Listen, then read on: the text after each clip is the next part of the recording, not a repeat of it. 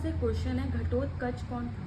Okay, देखिए घटोत्कच जो थे महाभारत युद्ध के 14वें दिन के हीरो थे। क्या हुआ, जब पांडु वाराणवत के में लाक्षागृह से बच करके निकल के जाते हैं तो वन में चले जाते हैं। तो वन में जाने के बाद कुंती को प्यास लगती है, तो वो पानी लेने के लिए अपने बेटे को भेजती है।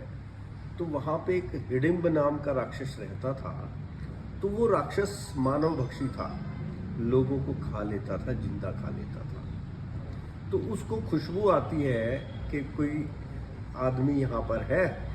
तो वो अपनी, उसकी बहन थी हिडिंबा, तो हिडिंबा को भेजता है कि जाओ पता करो कोई यहाँ पे आदमी की खुशबू आ रही है, सुगंध आ रही है, और उसको पकड़ करके लेके आओ। तो हिडिंबा वहाँ जाती है तो देखती है 5 आदमी हैं और एक औरत है, और वो भीम को देखती है तो वो पागल हो जाती है उसकी पर्सनैलिटी के ऊपर। उसको लगता है ये मेरे शरीर जैसा, मेरे विशालकाय है, और इससे मेरी शादी हो जाए तो बहुत अच्छा है। तो वो अपना रूप परिवर्तित कर लेती है और उससे मीठी मीठी बातें करने लग जाती है। इधर वो उसको अपने रूप जाल में और अपनी बातों के जाल में फंसाने की कोशिश करती है, और उधर हिडिंब परेशान हो जाता है कि कितनी देर हो गई और हिडिंबा अभी तक शिकार करके लाई नहीं। तो हिडिंब भी वापस वहां आ जाता है और वो देखता है कि हिडिंबा तो अलग ही रूप में है, उसने तो अपना रूप ही चेंज कर रखा है और उससे मीठी मीठी बातें कर रही है। तो उसका भीम के साथ युद्ध हो जाता है, द्वंद्व युद्ध हो जाता है, घोर युद्ध चलता है।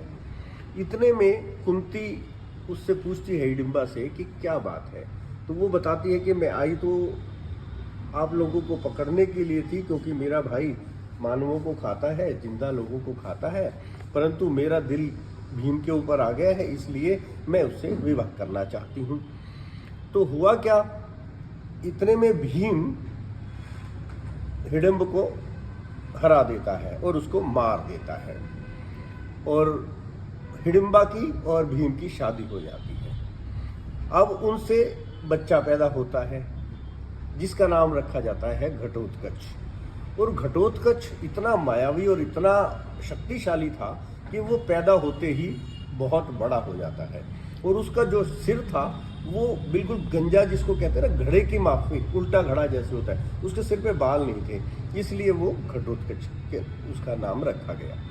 अब घटोत्कच इतना शक्तिशाली था और पितृभक्त था। अब जैसे ही उनका अज्ञातवास खत्म होता है तो पांडव फिर हस्तिनापुर जाते हैं। तो वहाँ फिर वो कहते हैं कि भाई अब हमारा ही यहाँ पे कोई ठिकाना नहीं था, तुम यहीं रहो, और वो उनको, हिडिंबा को और घटोत्कच को वहीं छोड़ करके चले जाते हैं।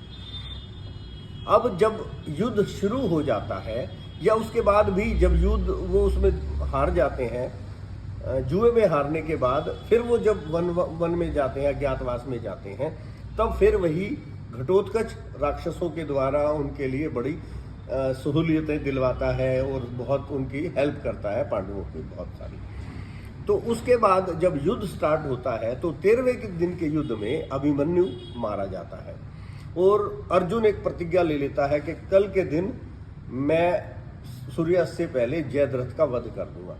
कृष्ण उस बात को नाराज होते हैं कि भाई अगर तुमने प्रतिज्ञा भी करनी थी तो कम से कम मन मन में कर लेते, और ये तो बड़ा गड़बड़ हो गया, क्योंकि स्ट्रेटजी तुमने पहले सामने वालों को बता दी, अब वो तुम्हारे को तंग करेंगे और तुम्हारे को कहीं दूर ले जाएंगे।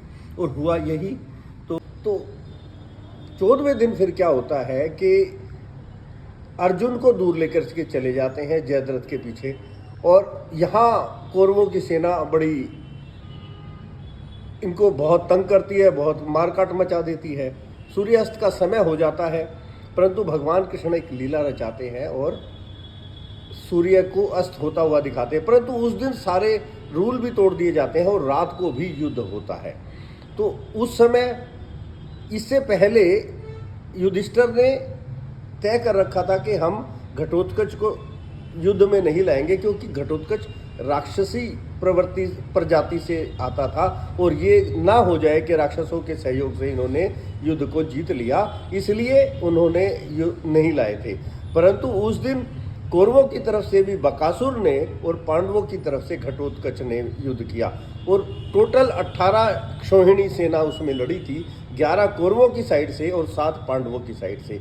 उस रात को एक ही दिन में उसने एक अक्षोहिणी सेना अकेले घटोत्कच ने उड़ा दी थी। तो इस प्रकार से घटोत्कच बहुत जबरदस्त युद्ध कर रहा था, तो उससे दुर्योधन एकदम से घबरा गया।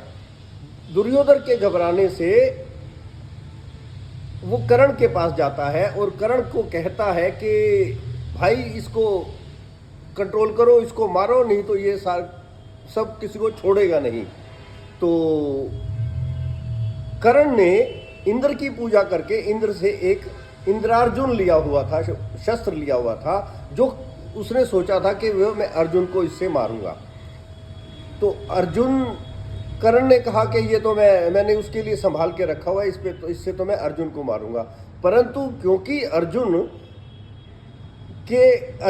इंद्र के ही पुत्र थे, तो इसलिए इंद्र ने उनसे वो वादा कर दिया था कि भाई ये मैं आपको ब्रह्मास्त्र दे रहा हूँ, ये इंद्रार्जुन दे रहा हूँ, परंतु ये केवल आप एक बार ही इस्तेमाल कर पाओगे, दोबारा इस्तेमाल नहीं कर पाओगे। तो कर्ण ने वो बात दुर्योधन को कही कि मैं इसको केवल एक ही बार इस्तेमाल कर सकता हूँ। तब क्या हुआ, तो दुर्योधन ने उसको प्रेशराइज किया कि नहीं, अगर कल इसको नहीं, आज इसको नहीं मारा गया तो कल क्या होगा, कल युद्ध करने वाला ही कोई व्यक्ति नहीं बचेगा। इस कारण से कर्ण ने वो इस्तेमाल किया और घटोत्कच को मार दिया गया। उसी दिन अश्वत्थामा ने घटोत्कच के पुत्र अंजन वर्मा का भी वध कर दिया। अंजन वर्मा भी अपने पिता की भांति इसी प्रकार से लड़ा था। घटोत्कच के 3 पुत्र थे। एक सबसे बड़े थे बर्बरीक वो थे जो बाद में खाटू श्याम जी के नाम से प्रसिद्ध हुए। उनके अंदर इतनी शक्ति थी कि वो एक ही बाण से पूरे युद्ध का नक्शा बदल सकते थे, परंतु भगवान कृष्ण इस बात को जानते थे। उनकी माता ने ये वचन लिया हुआ था कि तू हमेशा हारे हुए व्यक्ति की तरफ से ही युद्ध करेगा। तो भगवान कृष्ण को इस बात का पता था, उन्होंने इसलिए उनसे शीश का दान ले लिया था। घटोत्कच के एक और तीसरे पुत्र थे मेघवर्ण, उनका ज़्यादा उसमें वर्णन नहीं आता है। तो इस प्रकार से इस मेघावी और इस पितृभक्त घटोत्कच का जीवन यात्रा का अंत होता है।